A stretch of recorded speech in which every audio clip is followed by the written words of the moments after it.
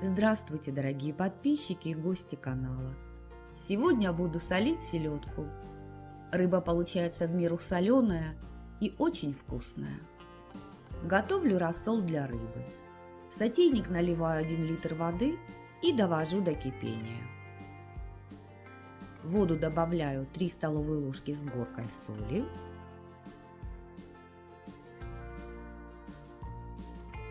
2 столовые ложки сахара, 10 горошин черного перца и 3 горошины душистого перца и 1 чайную ложку кориандра. Также добавляю 2 лавровых листа и 2 чайные ложки зерен горчицы. Зерна горчицы препятствуют образованию плесневого гриба. После закипания и растворения соли и сахара готовлю рассол 2 минуты, чтобы раскрылся вкус специй.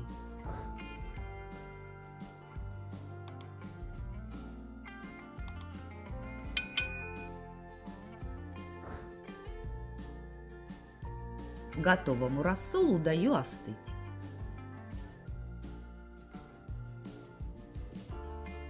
У меня 3 селедки. Вес разделанной рыбы 660 грамм. Рыбу я до конца не размораживала. Так ее легче чистить и удалять внутренности. Голову и плавники я обрезала. Солить рыбу буду в стеклянном лотке. И так как она целиком в лоток не помещается, нарезаю селедку кусочками. К тому же кусочками селедка просолится быстрее. Список необходимых продуктов оставлю в описании под видео и в конце этого видео. Селедку укладываю в лоток. Если вам нравится это видео, то ставьте пальчик вверх и напишите свое мнение о рецепте. Поделитесь видео с друзьями. Вы этим поможете развитию канала. Рыбу заливаю остывшим рассолом. Примерно 300 мл рассола у меня осталось. Зернышки специй решила выбрать ложкой и добавить к рыбе.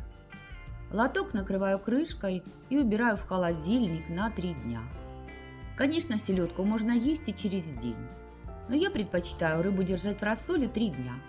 За это время она лучше просолится и ее вкус максимально раскроется.